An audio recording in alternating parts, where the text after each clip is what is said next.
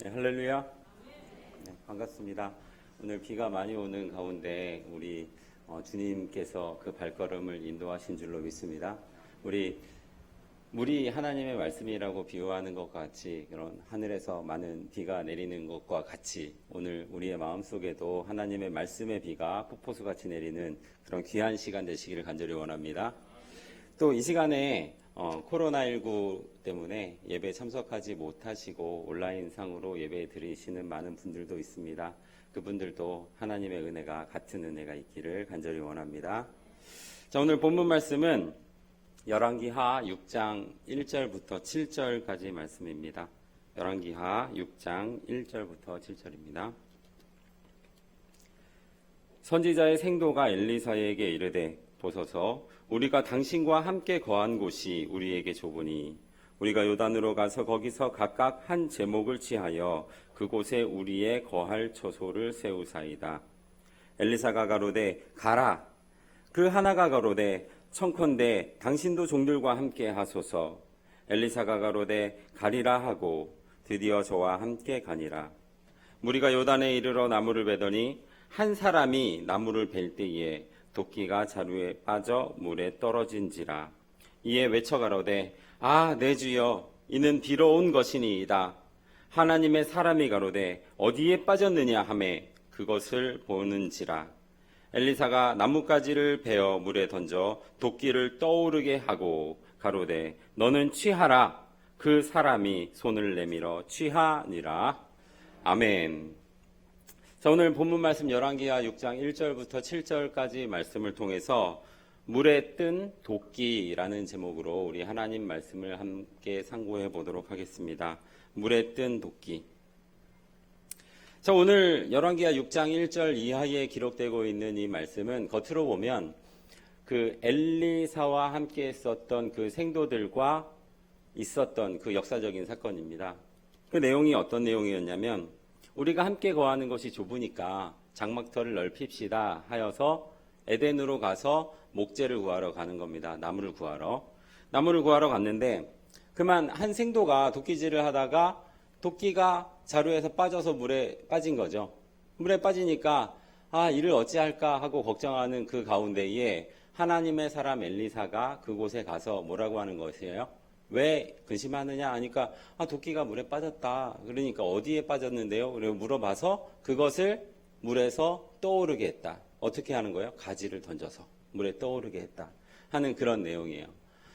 어떻게 보면 굉장히 놀라운 사건이잖아요. 그냥 우리 쇳덩이가 물에서 떠오른다라는 것을 생각을 하면 굉장히 놀라운 사건입니다. 반면에 굉장히 재밌는 그런 이야기인 것 같아요. 마치 우리가 어릴 때 이 도끼가 네 도끼냐, 이 도끼가 네 도끼냐 했었던 무슨 동화요? 금도끼, 은도끼 같은 그 내용을 생각할 만큼 굉장히 재밌는 그런 내용 같습니다. 그런데 중요한 것은 이 열왕기하 6장 1절에 기록되고 있는 그 이하에 기록되고 있는 이 사건들이 우리와 무슨 상관이 있느냐 이거예요. 무슨 관계가 있느냐. 다만 구약시대에 기록하고 있는 이 사건들을 그냥 역사적으로만 받아들이고 그냥 교훈으로만 받아들인다면 성경이 우리에게 주는 것은 교훈밖에 없는 거예요. 그런데 우리가 성경을 통해서 무엇을 얻기 위해서 하나님과 예수님을 믿는 겁니까? 구원을 얻기 위함인 줄로 믿습니다. 그러면 우리가 이 말씀을 통해서 이 과거사적인 역사적인 말씀을 통해서 우리가 얻어야 되는 것은 뭐예요? 구원의 소망과 구원의 확신과 그 믿음을 이 시간 깨우쳐야 할 줄로 믿습니다.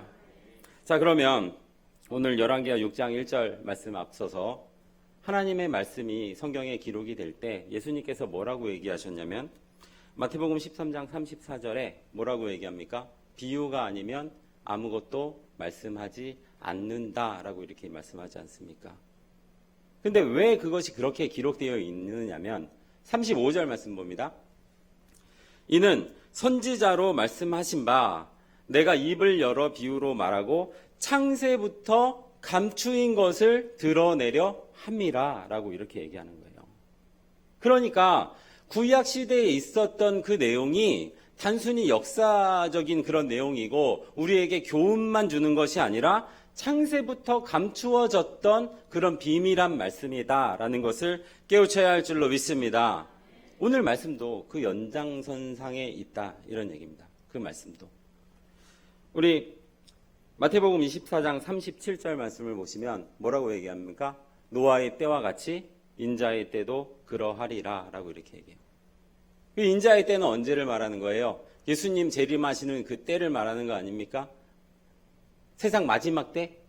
우리가 그 세상 마지막 때를 아무도 경험해 보지 못하였지만 어떤 거예요?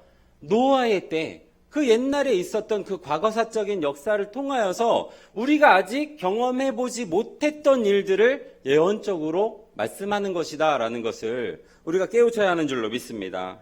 이뿐만 아니라 누가복음에도 이렇게 얘기하잖아요. 롯의 때와 같으리니 이렇게 얘기하면서 사람들이 먹고 마시고 장가들고 시집가더니 이렇게 얘기하고 마지막에 뭐라는 거예요? 인자의 때도 이와 같으리라 라고 이렇게 얘기하잖아요. 그 같은 맥락인 겁니다. 그뿐이에요. 우리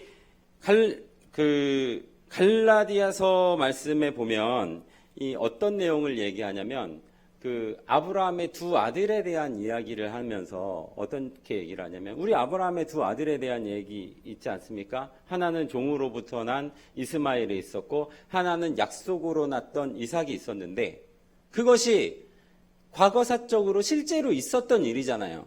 그죠? 근데 그 실제로 있었던 일인데 갈라디아서 4장 24절 말씀을 보시면 뭐라고 하는 거예요? 따라합니다. 이것은 비유니 뭐라는 거예요? 비유라는 거예요. 과거에 있었던 그 사건들이 비유라는 거예요. 그래서 이 비유를 통해서 어떻게 하겠다는 거예요? 창세부터 감추어 놨던 그 비밀한 것을 드러내려 함이라라고 성경은 말씀하고 있는 줄로 믿습니다. 오늘 본문 말씀도 마찬가지라는 얘기예요. 오늘 본문 말씀도 엘리사와 그 생도들과 함께 했던 그 요단에 가서 나무를 치하러 가는 그 모습, 그것이 역사적인 일이에요. 과거에 있었던 일이 분명하고 또 성경에 나타나고 있는 수많은 기사와 이적들이 있어요. 기적들이 있는데 그것이 다만 역사적인 일이고 그 당시에 있었던 기사와 이적의 하나의 사건 이렇게만 받아들이면 우리에게는 아무런 유익이 되지 않는다라는 거예요.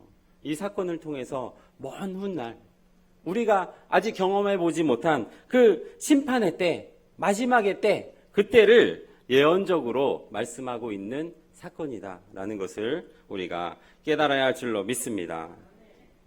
자, 그러면 오늘 본문 말씀에서 이 공간적인 배경이 되고 있는 곳이 어디입니까? 어디예요? 아까 어디로 가서 나무를 치하자 했죠? 요단으로 가자 이렇게 했잖아요. 그 요단강입니다. 요단강.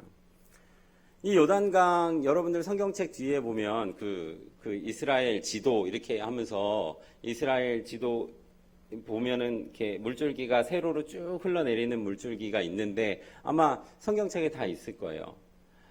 요즘의 지명으로 말하면 요르단 시리아 쪽에서 이렇게 발원한 물이 갈릴리 호수를 지나고 사해를 지나서 홍해로 들어가는 그 강을 말하는 겁니다. 성경에서는 뭐 헬몬산에서 이렇게 발원한 물 이렇게 얘기를 하고 있어요. 그런데 그 요단강이라고 하는 그 곳을 통하여서 성경에는 굉장히 많은 기사와 이적을 두고 있어요. 뭐 예를 들면 오늘 말씀의 주인공이 되고 있는 이 엘리사, 이 엘리사의 선생 누굽니까? 엘리야. 그 엘리야가 겉옷을 벗어서 요단강에 물을 착착 치니까 어떻게 하는 거예요? 물이 쭉 갈라지는 그 역사적인 현장, 기적의 현장이 어디였어요? 요단강이었어요. 요단강. 우리가 잘 아는 바와 같이 그 아람 왕 군대 장관 나하만 장군이 문둥병에 걸렸는데 그 요단강에 7번 들어갔다 나왔다 했더니 어떻게 된 거예요? 그것이 깨끗해졌던 곳. 그것도 어디예요? 요단강. 또 예수님께서 세례 요한을 통하여서 세례를 받잖아요. 세례를 받고 예수님의 공생의 시작이 되고 있었던 그 장소도 어디였어요? 요단강이에요. 요단강. 그러니까 이 요단강이라고 하는 것은 굉장히 큰 의미를 갖는다 이거예요. 자, 우리가 예전에 교회 다닐 때 그 상갓집에 가면 찬송을 부르는데 어떤 찬송을 불러요? 요단강 건너가 만나리 이런 찬송을 부르잖아요. 그죠? 왜 요단강 건너가서 만나리 이렇게 하는 거예요? 요단강을 건너면 천국이다 이런 얘기예요. 그런 상징성을 가지고 있는 거예요. 상징성. 그뿐 아니죠. 우리 이스라엘 백성들이 출애굽을 했을 때 광야에서 수많은 세월을 떠돌다가 요단강 앞에 이르러서 그곳을 건너면 어디를 가는 거예요? 가나안으로 가는 거예요. 하나님이 약속했던 그 땅으로, 젖과 꿀이 흐르는 그 땅으로 들어가는 가나안. 그런 장소적인 측면에서 본다면 그 장소가 뭐예요? 그 어떤 결정적인 마지막 때에 그 직전에 있는 곳이 요단강 이거예요. 요단강. 그러면 말세지마를 살고 있는 저와 여러분들도 결과적으로는 지금 영적으로 어디에 있는 겁니까? 요단강에 있는 거예요. 요단강. 자, 그래서 그 요단강에 있기 때문에 우리가 오늘 본문 말씀 열왕기하 6장 1절에서 그 생도들이 나무를 구하러 가는 목적이 뭐였어요? 장막터를 넓히기 위해서 가는 거예요. 그 어떤 결정적인 그때에. 여러분들도 마찬가지입니다. 이 말세지마를 살고 있는 또 하나님의 말씀이 성취가 되는 그런 긴박한 때를 살고 있는 우리들이 영적인 요단에 있다면 우리가 해야 되는 사명은 뭐예요? 장막터를 넓혀야 하는 사명인 줄로 믿습니다. 그런 사명을 저와 여러분들이 해야 되는 거예요. 자, 그러면 엘리사라고 하는 사람은 어떤 사람이었는가 우리 한번 생각해 봅니다. 이 엘리사는 이스라엘이 남북으로 나누어졌을 때, 그러니까 북이스라엘, 남유다 이렇게 나누어졌을 때 북이스라엘의 50여 년 정도, 그러니까 북이스라엘의 초반기에 한 50년 정도 영적 지도자를 했었던 사람, 이 사람이 오늘 본문 말씀의 주인공 엘리사입니다. 그런데 그 엘리사는 또 우리가 잘 아는 것과 같이 누구의 제자였다고요? 엘리야의 제자였다 이래요. 그래서 이 엘리야를 바라보면서 이 엘리사는 우리 스승과 같은 그런 능력이 나에게도 있기를 굉장히 소망했었던 그런 사람이었어요.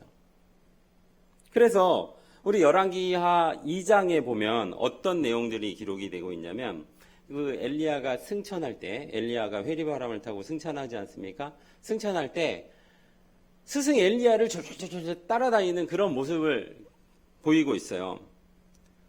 그 길갈에 있을 때 이제 엘리야가 이제 승천해야 되니까 엘리사에게 이렇게 얘기하는 거예요. 너는 이곳 길갈에서 머무러라 라고 이렇게 얘기하니까 엘리사가 뭐라 그랬을까요? 싫어요 했겠죠. 당연히. 어떻게 하겠다는 거예요? 끝까지 따르겠다 이런 얘기예요. 그래서 뭐라고 얘기하냐면 여호와의 사심과 당신의 오늘 삶을 가리켜 맹세하노니 내가 당신을 떠나지 않겠습니다 라고 이렇게 얘기하는 거예요. 전 개인적으로 이 말씀 준비하면서 이 구절을 통해서 많은 것을 생각을 했습니다. 저도 그렇고 여러분들도 그렇고 이곳에 보이지 않는 그 사람들도 그렇고 우리 하나님의 말씀을 받으면서 분명히 이런 생각을 했을 것 같아요. 내가 실로를 떠나지 않겠습니다. 이렇게 생각을 했을 것 같아요. 그러나 실상은 어때요? 떠난 사람이 더 많아요. 떠나간 사람들이 더 많아요. 여러분들 이왕 함께 한다고 마음을 먹었으면 끝까지 하나님의 말씀을 붙들고 가는 저와 여러분들 되시기를 간절히 바랍니다. 자, 아무튼 이렇게 그 엘리사가 스승을 계속 따라가는 거를 방금 얘기한 거 있잖아요. 여호와의 사심과 당신의 온의 삶을 가리켜 맹세하노니 내가 당신을 떠나가지 않겠습니다. 이것을 몇 번 했는지 압니까? 똑같은 구절이 3번 기록하고 있어요. 열왕기하 2장 2절, 2장 4절, 2장 6절 연달아서 같은 장소에서 한 게 아니고요. 한 번은 길갈에서 했었고 길갈에서 이제 그만 따라오너라 했는데 내가 베델로 가야 되니까 이제 그만 따라오라니까 그러니까 베델까지 또 따라가는 거예요. 그러니까 그 베델에서도 내가 여리고로 가야 되니까 이제 그만 따라오라니까 그럼 똑같이 그 말을 하고 또 여리고까지 따라가는 겁니다. 졸졸 따라가는 거예요. 자, 아무튼 이런 과정을 통해서 어떤 상황이 벌어지게 되냐면 엘리야가 엘리사에게 그러면 소원을 하나 빌면 내가 그것을 들어주마. 너가 원하는 것이 뭐냐? 이렇게 물어보는 겁니다. 그러니까 뭐라고 구했느냐?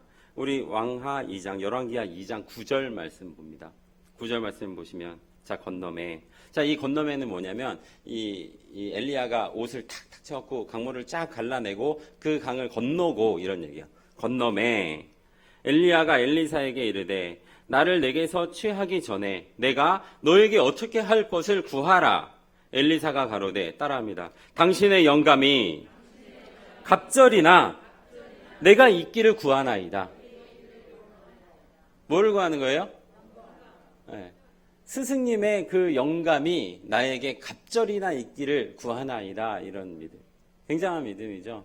만약에 저였다면 말도 못하고 쭈뼛쭈뼛 땅을 한번 봤다가 하늘을 봤다가 이랬을 것 같은데, 엘리사는 너무나 당당하게 스승님의 그 능력을 2배나 내가 받기를 원한다고. 이렇게 얘기하는 거예요. 10절 말씀 봅니다. 10절 말씀 보면, 가로되 내가 어려운 일을 구하는 도다. 어려운 일을 구하는 거예요. 그죠? 자, 근데 뭐라고 합니까? 그러나 나를 내게서 취하시는 것을 내가 보면 그 일이 내게 이루려니와. 이렇게. 내가 하늘에 승천해서 하나님께서 나를 취하는 것을 보면 그 너의 소원이 그것이 이루어질 것이다. 이런 얘기예요. 이루어질 것이다. 그리고 이 일이 났고 나서 두 사람을 그 회리바람이 나서 사람을 들어 올렸을 때 어떻게 하는 거예요? 불말과 불수레가 어떻게 하는 거예요? 두 사람을 격하고 떨어뜨려 놓은 겁니다. 그때 엘리사가 어떻게 했어요? 그 옷자락을 꽉 잡고 안 떨어지려고 하는 거죠. 왜 그랬을까요? 왜 그랬을까요? 하늘에 내가 올라가는 것을 보면 2배나 되는 영감을 받게 된다는 축복을 들어줄게 라고 했잖아요. 그러니까 혹시 그것을 못 볼까봐 어떻게 한 거예요? 혹시나 못 볼까봐 그냥 끝까지 꽉 잡고 있으니까 불말과 불수레가 그 사람을 떨어뜨려 놓은 거예요. 그런 사건이 벌어진 거죠. 자, 그러면 생각을 해보세요. 떨어지고 나서 그 손에 쥐고 있는 옷자락을 가지고 돌아가는 길에 요단강물을 착착 치는 겁니다. 어떤 마음으로 쳤을까요? 어떤 마음으로 쳤을까요? 영감이 나에게 2배나 되는 그 축복이 나에게 이루어질 것이다. 엘리야가 올라가는 것은 내가 눈으로 똑똑히 보았다. 그러니까 내가 그것을 탁탁 치면 우리 선생님이 갈라냈던 것처럼 나도 그렇게 할 것이다 라는 그런 확신이에요. 그런 확신이 있었을 때 어떤 일이 벌어집니까? 실제로 그 강물이 갈라진다라는 것을 깨달아야 할 줄로 믿습니다. 그러면 생각을 해보세요. 엘리야가 승천하는 그 모습을 엘리사만 봤습니까? 엘리사만 보지 않았어요. 열왕기하 2장에 보면 그 50생도가 있어요. 50생도가 같이 있다가 엘리야를 따라서 엘리사는 강을 건너갔고 강 건너편에 50생도가 이렇게 보면서 뭐라고 하는 거예요? 같이 있는 거예요. 같이 그것을 다 봤어요. 그런데 그들에게는 똑같은 능력이 주어집니까? 아닙니다. 아닙니다. 주어지지 않아요. 왜 그런 거예요? 엘리사와 그 50생도들의 생각 자체가 틀린 거예요. 내가 스승을 통해서 그 영감을 얻어낼 것이다 라는 그 확신이 있느냐 없느냐 그 차이입니다. 그것이 있는 사람들은 어떻게 한 거예요? 그것을 따라가는 것이고 그것이 없는 사람들은 어떻게 했어요? 그곳에 머물러서 있는 거죠. 그죠? 얻고자 하면 얻는 것이고 얻고자 하는 마음이 없으면 주지 않는다라는 것을 우리가 깨달아야 할 줄로 믿습니다. 혹시 여러분들 이런 생각 해보셨습니까? 우리 당회장 목사님보다 내가 2배나 많은 영감을 얻기를 원합니다. 이런 생각 해보셨습니까? 아멘 하셨네요. 감히 아멘도 하시지만 자, 아무튼 그런 믿음이에요. 그런 믿음. 엘리사의 믿음은 그런 놀라운 믿음이었다. 자, 그러면 이 이후에 엘리사의 그 많은 기적들이 기록되고 있는 내용들, 열왕기하 2장부터 5장까지 있는 내용들의 모습을 보면 방금 요단강물을 우리 스승처럼 나도 갈라낼 것이다 라고 하면서 갈라낸 그 기적이 있었고, 그 다음에 물의 근원을 고치는 기적이 있었고, 또 잉태치 못하는 과부에게 잉태케 하는 그런 축복을 주는 기적도 있었어요. 그 내용을 쭉 읽어보시면. 근데 그 아이가 태어났는데 그 아이가 병에 들려서 그만 죽고 말았는데 그 아이를 살려내는 기적도 이렇게 기록하고 있어요. 또 사환들이 먹을 것이 모자랐을 때 보리떡 10개 하고 야채를 가지고 보리떡 20개 하고 야채를 가지고 그 사환들 100명이나 되는 많은 사람들을 배부르게 먹게 하는 그런 기적도, 마치 오병이어의 같은 그런 기적도 했었고, 또 우리가 잘 아는 것과 같이 나아만 장군을 그 문둥병에서 고쳐내는 그런 놀라운 기적도 있었다, 이런 얘기예요. 그 일 후에 오늘 본문 말씀 열왕기하 6장 말씀이 되는 겁니다. 오늘 열왕기하 6장 1절 말씀 보도록 합니다. 자, 선지자의 생도가 엘리사에게 이르되 보소서 우리가 당신과 함께 거한 곳이 우리에게 좁으니 우리가 요단으로 가서 거기서 각각 한 제목을 취하여 그곳에 우리의 거할 초소를 세우사이다. 이렇게 얘기하는 거예요. 자, 무엇을 하러 갑니까? 무엇을 하러 가는 거예요? 나무를 하러 가는 거예요. 나무를 하러 가는 거. 자, 그러면 제가 서두에 말씀했잖아요. 예수님께서 말씀하실 때 과거의 모든 것들이 훗날 있을 것에 대한 것을, 그 비밀한 것을 드러내는 그런 역사라고 한다면 그것이 다 무엇으로 기록하고 있다? 비유로 기록하고 있다. 오늘 말씀도 그런 연장선상에 있다, 이렇게 얘기하지 않습니까? 그러면 그 요단에 가서 그 나무를 하러 갔는데 이 나무라고 하는 것은 실상의 그런 나무를 말하는 것이냐라는 것을 우리가 생각해 볼 필요가 있는 겁니다. 우리 예레미야 5장 14절 말씀 보시면 그러므로 만군의 여호와가 이같이 말하노라. 그들이 이 말을 하였은즉 볼지어다 내가 내 입에 있는 나의 말로 불이 되게 하고, 따라합니다. 이 백성들로 나무가 되게 하리니. 이 백성들을 뭐로 되게 한다고요? 나무가 되게 하겠다. 또 요한복음 15장 1절 말씀 보시면 우리가 잘 아는 내용이잖아요. 나는 참 포도나무고 나의 아버지는 뭐다? 농부다. 예수님을 뭐로 비유하고 있는 거예요? 포도나무로 비유하고 있는 거예요. 또 이사야서 5장 7절 말씀을 보시면 하나님의 기뻐하는 사람을 뭐라고 얘기하는 거예요? 유다 사람 이렇게 얘기하는 거예요. 그러니까 결과적으로 나무라고 하는 것은 그 산에 있는, 그 강가에 있는 그 실질적인 나무를 말하는 것이 아니라 하나님의 사람을 상징하고 있다라는 것을 우리가 깨달아야 할 줄로 믿습니다. 그래서 결국은 그 나무를 취하여서 성전을 지어내겠다, 이런 얘기예요. 성전을 지어내겠다. 자, 그러면 그 성전이 결과적으로 뭘로 지어집니까? 나무, 사람 나무로 그 성전을 짓는 줄로 믿습니다. 우리 솔로몬이 성전을 지었는데 그 솔로몬이 지은 성전 사도행전 7장 말씀 보도록 합니다. 사도행전 7장 47절 말씀을 보시면 솔로몬이 그를 위하여 집을 지었느니라. 그러니까 솔로몬이 하나님을 위해서 집을 지었어요. 그것을 우리가 성전이라고 하는 거잖아요. 집을 지었느니라. 그러나 지극히 높으신 이는 누구예요? 하나님인 줄로 믿습니다. 하나님은 뭐라 그러는 거예요?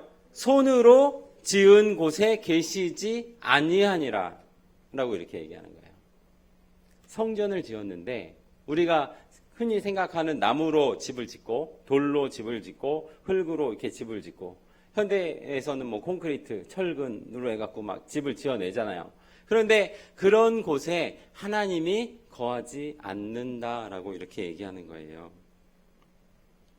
우리 요한복음 말씀도 보시면 예수님께서 그 성전에 들어가시니까 어떤 일이 벌어지냐면 많은 사람들이 돈을 바꾸고 또 그 속죄하기 위해서 그 재물을 사기 위해서 줄을 서 있으니까 당연히 어떤 사람도 있겠어요? 재물을 파는 사람도 있겠죠. 뭐 비둘기 파는 사람, 양 파는 사람, 송아지 파는 사람 뭐 이렇게 막 있으니까 그곳에 가서 예수님께서 막 화를 내시고 그 상을 다 들어 엎어 다 쫓아내고 막 이렇게 하는 일이 있었잖아요. 그죠?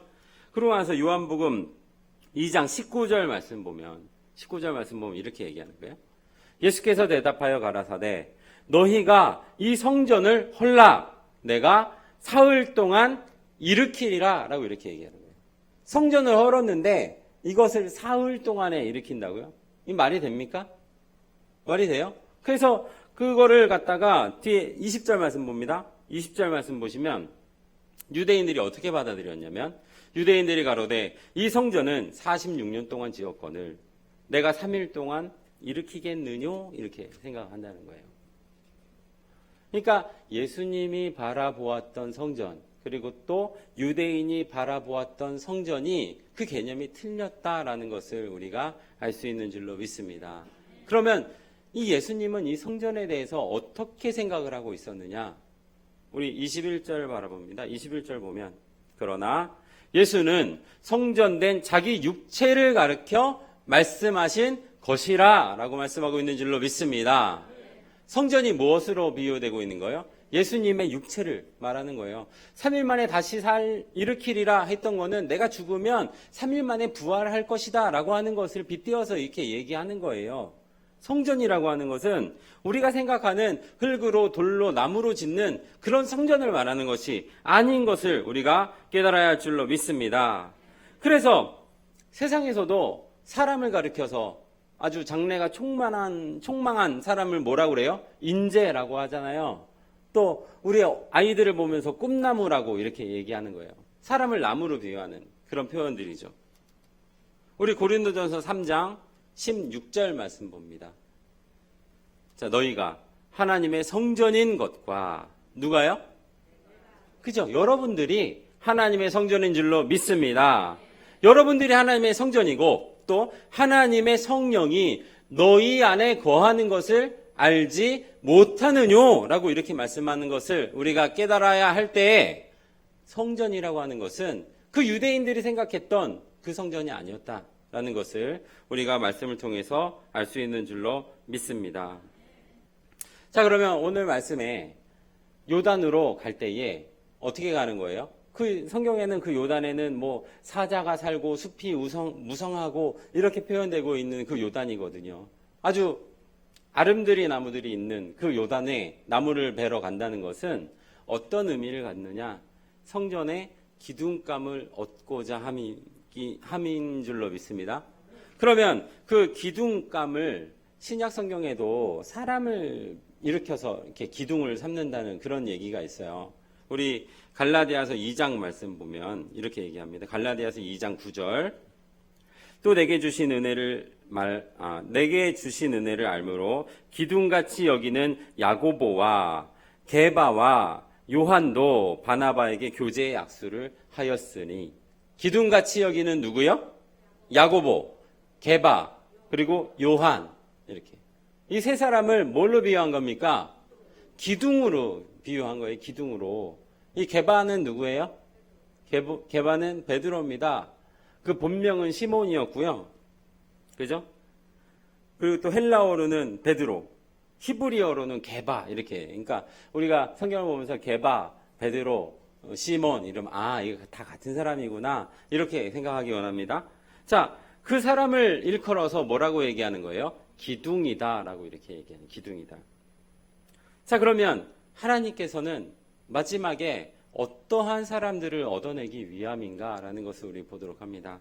우리 계시록 3장 말씀 보시면 계시록 3장 12절 말씀입니다. 자, 이기는 자는 하나님의 성전에 기둥이 되게 하리니 라고 말씀하고 있는 줄로 믿습니다. 어떤 자가? 이기는 자가 성전에 기둥으로 우뚝 서는 사람으로 나타날 것이다 이런 거예요. 결과적으로 그 기둥은 누구를 말하는 거예요? 이기는 자로 나타나는 그 사람을 말씀하고 있다는 것을 깨달아야 할 줄로 믿습니다. 자, 그런데 이 기둥을 얻어내기 위해서 그 필요한 도구가 있었지 않습니까? 오늘 본문 말씀에 필요한 도구가 뭐였어요? 도끼예요, 도끼. 자, 그러면 이 도끼라고 하는 것이 무엇을 상징하는가 우리 한번 생각해 보도록 합니다. 도끼가 그 온전한 기능을 발휘하려면 어떻게 돼 있어요? 도끼날, 쇳덩이로 되어 있는 도끼날이 있고 그 도끼 자루가 딱 꽂혀 있어야지 그 도끼가 온전한 기능을 발휘하지 않겠습니까? 그죠? 그것을 들고 어떻게 하는 거예요? 요단으로 가는 거예요.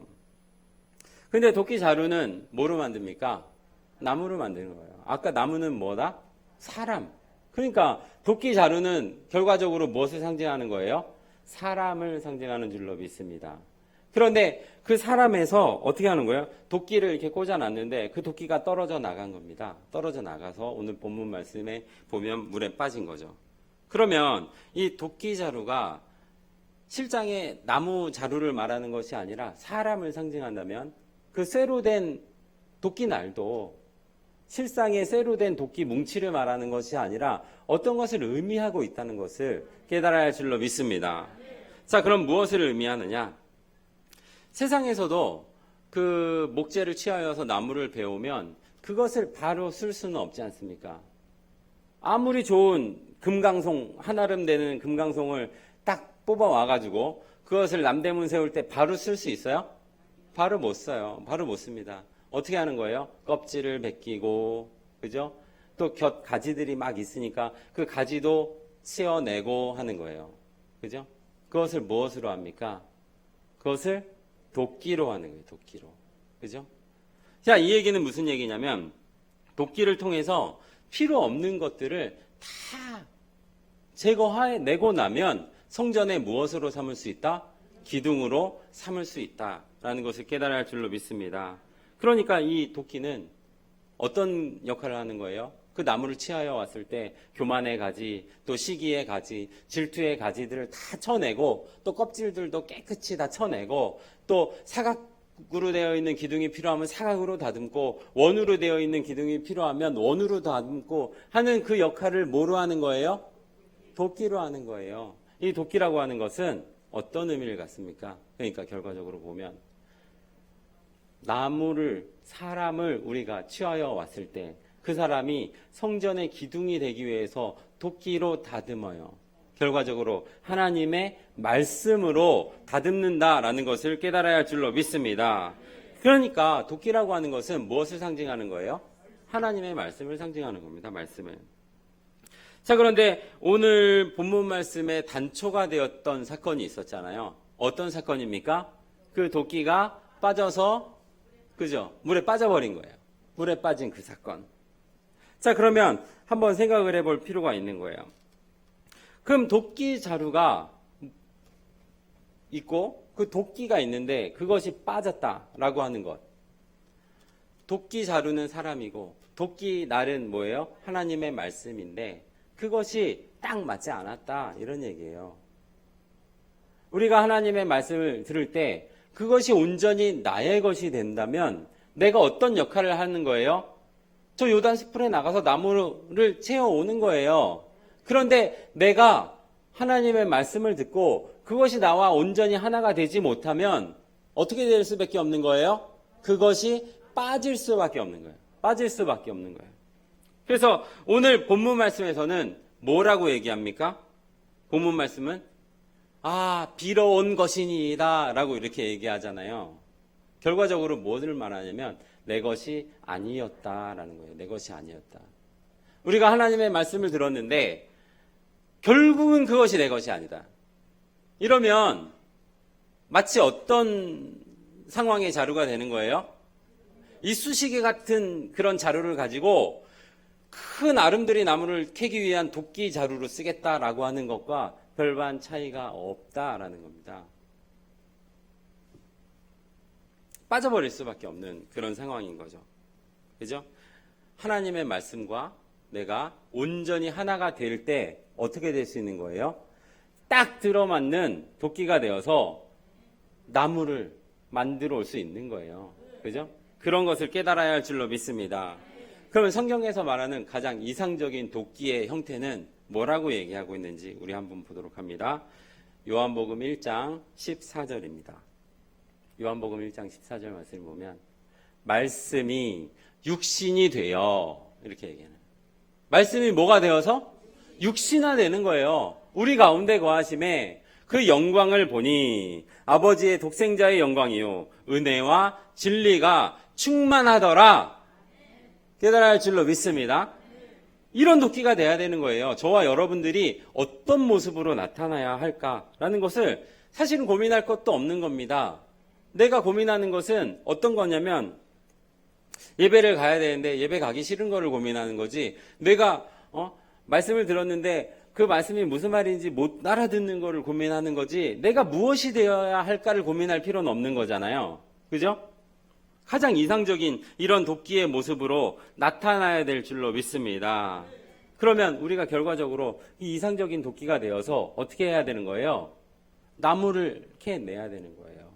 장막터를 넓혀야 되는 거예요. 이런 모습으로 나타나기를 하나님께서는 원하고 계시는 줄로 믿습니다.